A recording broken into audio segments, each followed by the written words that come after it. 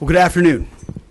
I'm honored to stand right here today alongside one of America's finest, Admiral Brad Cooper, Commander of U.S. Central Command. We just had a chance to spend a couple of hours together, better part of 2 hours, going through the entirety of this operation, Operation Epic Fury. And Admiral, I want to thank you for everything you do and your incredible leadership, for your dynamic thinking, the way you're attacking this problem set on every level. In just days of Operation Epic Fury, you and your team have delivered nothing short of devastating, precise strikes, taking out the better part of Iran's Navy, making it combat ineffective, neutralizing missile sites and launchers, and establishing total dominance over the skies we fly over and seas we fly over.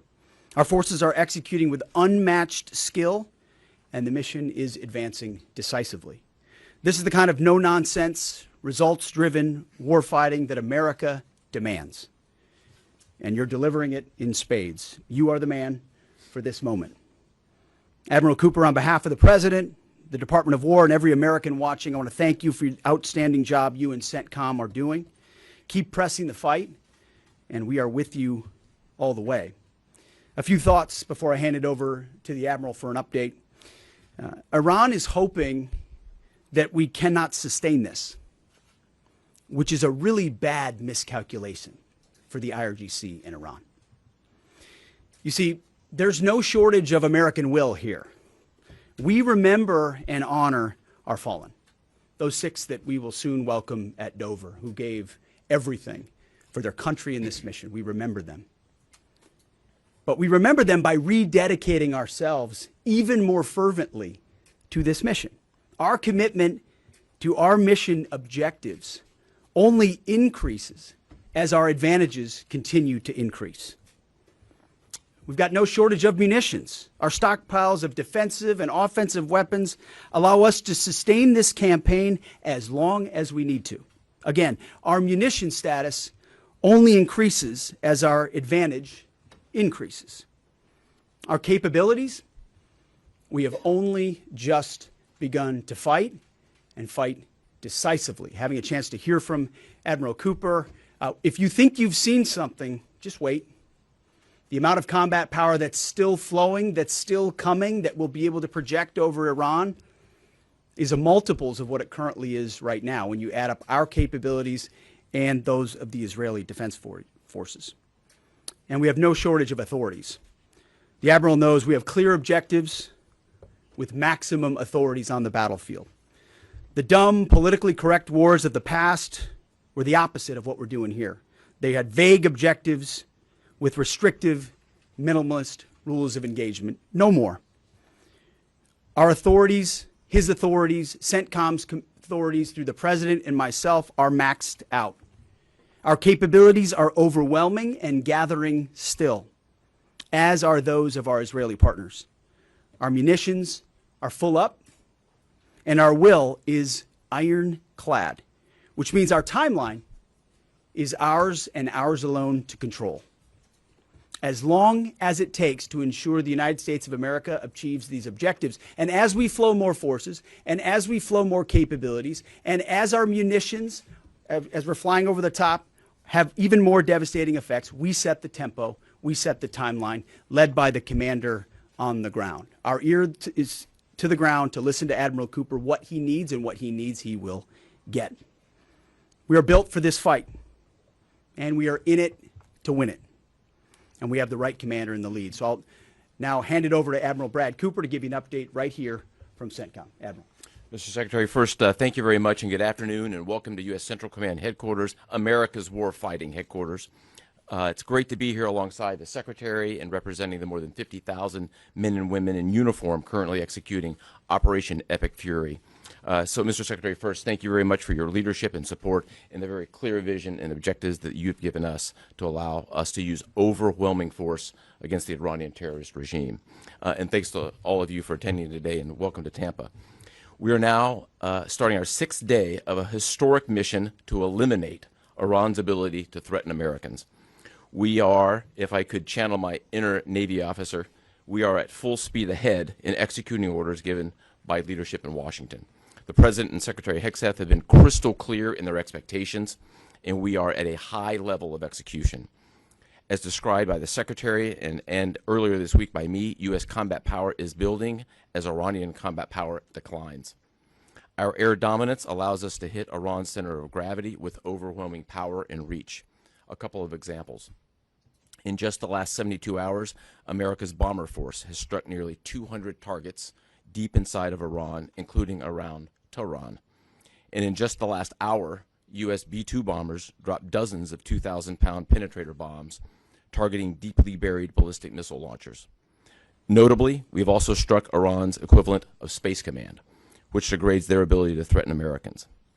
Then, if I just look back over the last 24 hours of the operation compared to where we were at its start, ballistic missile attacks have decreased by 90% since day one. Drone attacks have decreased by 83% since day one. Having said this, we remain vigilant. Our strikes against the Iranian Navy have intensified. You may have heard the President say just a little while ago that we have sunk or destroyed 24 ships. That was true at the moment. We're now up over 30 ships. And in just the last few hours, we hit an Iranian drone carrier ship, roughly the size of a World War II aircraft carrier, and as we speak, it's on fire. The President gave us another task, to raise or level Iran's ballistic missile industrial base. So we're not just hitting what they have, we're destroying their ability to rebuild. And so as we transition to the next phase of this operation, we will systemically dismantle Iran's missile production capability for the future, and that's absolutely in progress. This is going to take some time, but our forces are well supplied, as the Secretary said, and we are absolutely ready to prosecute this mission decisively. Our combined joint forces have relentlessly destroyed Iran's air defenses over the past few days, and they've continued hunting for more systems to kill. Our air defenders are operating at the very top of their game. I couldn't be prouder, shoulder to shoulder with our partners in the region in many cases, providing the most integrated air defense network in Middle East history. We are fighting to win. Through combined U.S. and Israeli combat power, we will continue decimating Iran's ability to project power outside its borders. And if I can just conclude by saying a strong salute to the brave men and women who are out on the pointy edge of this, really doing exceptional work. I just couldn't be prouder, and I know the American people share in that same pride. So thank you very much. Absolutely. And with that, we'll take a few questions. Yeah, right here. Sir, appreciate it. Admiral, I wanted to ask, or Mr. Secretary, the Ukrainian president said today that the U.S. has asked for specific capabilities to deal with Shahid drones, Iranian drones. Can you guys talk about what you asked for, and has there been any surprises from Iranian capabilities that you guys have seen in the past 6 days? Go ahead.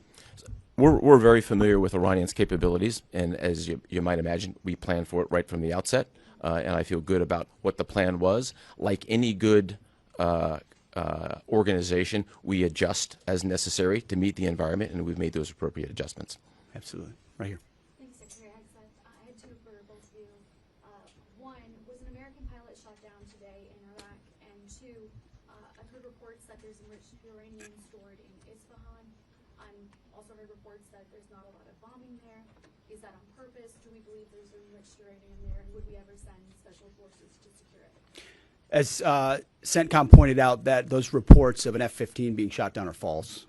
As you can imagine, Iran is doing everything it can to peddle in lies, deception, and inflation of numbers in reality, mostly to propagandize to their own people, right? They've shut down the internet. They're hoping they can convince their own population that they're having success. One thing one of their leaders said recently is that 500 Americans have been killed, they claim.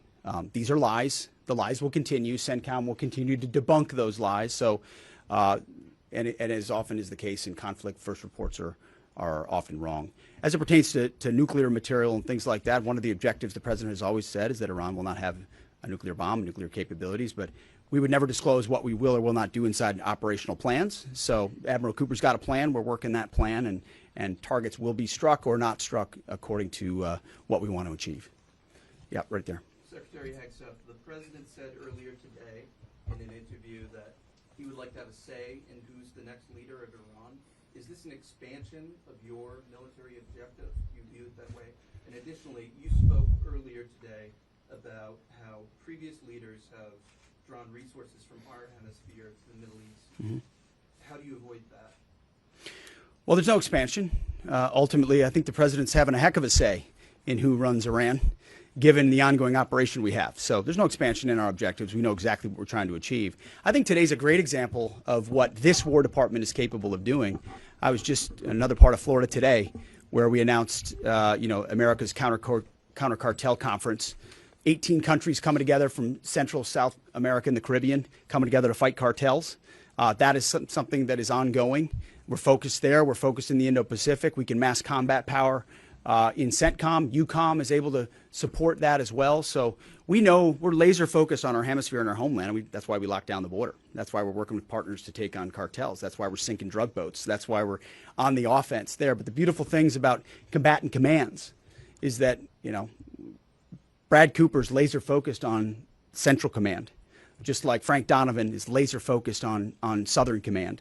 We can do both. That's what a global power can do. Ultimately, this issue of Iran's nuclear pursuit and their unwillingness through negotiations to stop it was something President Trump has said for a long time needs to be dealt with. And after 47 years, he's doing something that no other president was willing to do. And we're doing it overwhelmingly, and we're doing it decisively, while also in other parts of the globe having the desired effects. I mean, take, for example, what we displayed yesterday, the Iranian ship in the Indian Ocean, sunk by Indo-PACOM, another combatant command, who coordinated with us in order to make that happen. So America's reach is global. Our focus here, though, these missions are narrow, they're scoped, and Admiral Cooper is well on his way to ensuring that we reach those objectives. Right here, yes, sir. Now, full condolences for the troops killed. The Ukrainians are talking about providing low-cost interceptors, given their experience. Is that something that the Pentagon is looking for? And Admiral Cooper, can you walk us through a little bit about how effective the Lucas drones have been, what kind of targets they've hit, and how much that's helped, given that they're low-cost alternative to the more expensive helium? Go ahead. Sure. I'm not familiar with the particular offer, but interceptors in general. We've had a number of new capabilities being fielded. Obviously, I'm not going to talk about it from an operational perspective of what those are. But I think you have seen over a period of time us kind of get on the other side of this cost curve on drones in general. If I just walk back a couple of years, you remember what you used to always hear, we're shooting down a $50,000 drone with a $2 million missile. These days, we're spending a lot of time shooting down $100,000 drones with $10,000 weapons from ours. So that's one aspect of it. Lucas, indispensable. As many of you know, and if you don't know, this was an original Iranian drone design. We captured it, pulled the guts out, sent it back to America, put a little Made America on it, brought it back here, and we're shooting them at the Iranians. Good targets. Good targets. Absolutely. Right there, yes, ma'am. Thank you so much, Secretary. President Trump, in his first speech after the launch of the operation Epic Fury, he addressed Iranian people and he said that there is going to be a time for you to come out, but it's not now. Stay home. It's not safe. I want to know if there is a timeline for that you're going to urge Iranian people to come out, how that is going to play out, and how are you going to protect the protesters? You know that they're going to be shot probably, as we witnessed in January. That's what happened. How are you going to protect and support the protesters? And Admiral, I have one question for you. How are you going to minimize the civilian harms? We have a lot of evidence that the Basij units, IRGC commanders, they are now gathering in schools, in hospitals, in purely residential areas because their headquarters are bombarded, they are ruined, of course. So how are you going to protect the civilians while you're attacking the IRGC people part? Thank you. I would just say on the protests, obviously the Iranian people showed a lot of courage in those protests, and we saw the Iranian regime was revealed for what it is in the way they reacted to that. The world saw that. No one's done more than President Trump to reopen the opportunity for those who want a free Iran to do so. Ultimately, it's common sense, as he said up front. Don't go out and protest while bombs are dropping inside Tehran and elsewhere. So there will come a moment where he determines, or they determine, that it's the time to seize that advantage. But there's a lot of things we're doing and the Israeli military is doing targeting those individuals who are targeting those who protest. The more you do that and you erode their will and you erode their capabilities, the more you create an opportunity for people to boldly stand up. Yeah, I would just reinforce the point. We're targeting the people. We're targeting the headquarters and the people who are targeting the protesters. First and foremost. I'd also just double down on the president's comments that he previously made to the people. Stay in your homes, keep things calm. Stay out of the way. There's a lot of U.S. and Israeli capacity coming over. We're hitting a lot of targets. The best thing for them to do for right now is just to lay low. Right here. Thank you, Mr. Secretary. One common outcome of American military action in the past has been taking in thousands of refugees into the American homeland, and I'm wondering if there's any safeguards put in place to make sure that the American people aren't having to have another wave of refugees from the Middle East or anywhere else come and stay here. I think it's safe to say there's no plan for a wave of new Middle Eastern refugees to the United States of America. I think, as the president has pointed out for a long time, there are a lot of countries in the region who would be capable of providing that kind of support if need be, but that's certainly not something we're planning on. Yep, back there. Yep. Yes, sir. Michael in Washington Times. I wanted to ask. I know, semper gumby is always a truism in the military. Did the British decision to refuse Diego Garcia have any impact on the mission itself? Did you have to adjust, or were you able to just completely, go with the mission without any worry? Well, as the president stated, it was unfortunate that that the Brits didn't, from day one, say, "Hey, go ahead and have access." But we got there. We got there, and that's now part of the way that we're operationalizing bomber runs. And that's part of when we say more to come. It's more fighter squadrons, it's more capabilities, it's more defensive capabilities, and it's more bomber pulses more frequently. The amount of firepower over Iran and over Tehran is about to surge dramatically. And part of it is that we're going to have even more basing. And it's not just the UK. We've had other friends step up, and we're grateful for that. Maybe one more right here. Yeah, the Azeri president earlier today basically authorized his Minister of Defense to begin preparing troops for some type of retaliatory action after the airport strike. As the Department of War and CENTCOM is working on deconflicting with the Azeri if they were to move in or attempt something in retaliation. I'm sure there are plans, and I'll let the Admiral speak to that. But that does allow me to kind of address this idea that the war might be expanding, or there's chaos, and nothing could be further from the truth. If anything, what Iran is doing by targeting allied countries that would otherwise want to stay out of this, they've actually pulled them into the American orbit. So now you've got UAE and Qatar and Bahrain and Saudi and Kuwait and others saying, "Hey, we're with you. We'll shoot with you. We'll fly with you. We'll defend with you. We'll allow you more basing and other opportunities," a lot of which we can't talk about and won't talk about. But it's actually firming up the unity of the resistance in order to focus exactly where we need to. So this idea that it's expanding or going, no, it's actually simplifying in a number of ways exactly what we need to achieve and how we'll achieve it. I don't know if you anything to add to that. I won't get ahead of policy in terms of what we might do. What I will point out is this is now the 12th country that Iran has attacked. 12 countries, and it goes right back to the Secretary's point. Those 12 countries are none too happy, and I look forward to working with all the partners who are willing to join us in this.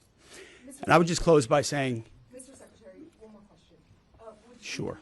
What is your message to Americans who are concerned about security here at home with the change-up that we're going to see at the Department of Homeland Security? Well, I think Kristi Noem did an excellent job over there securing our border and keeping us focused on threats, and the President making a change. We all serve at the pleasure of the President. I'm sure Mark Wayne Mullen will do a fantastic job. He's been a friend of mine for a long time. But Kristi did a great job setting us up for success.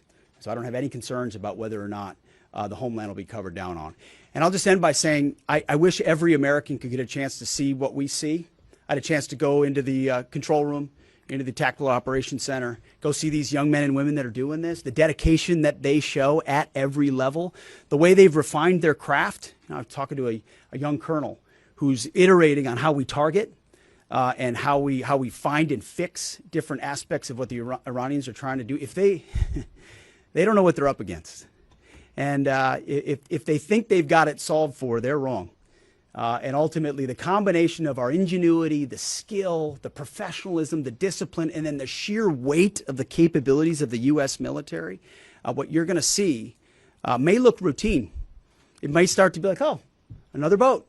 Oh, another launcher. Oh, another drone facility. What it takes to do this with the precision that we do is world-class. No one else can do it. And it's world-class Americans. Like the ones I saw here, like the ones that are coming home that we're going to greet home, that are the engine of what makes our country great. And so I'm so grateful for folks like those here at CENTCOM, at Central Command, who are under your command. Thank you for your decisive leadership. And all I'll say to you is what I say to them, keep going. Because the President and myself, we have your back. Thank you, Admiral. Appreciate it. Thanks very much. Thank you all.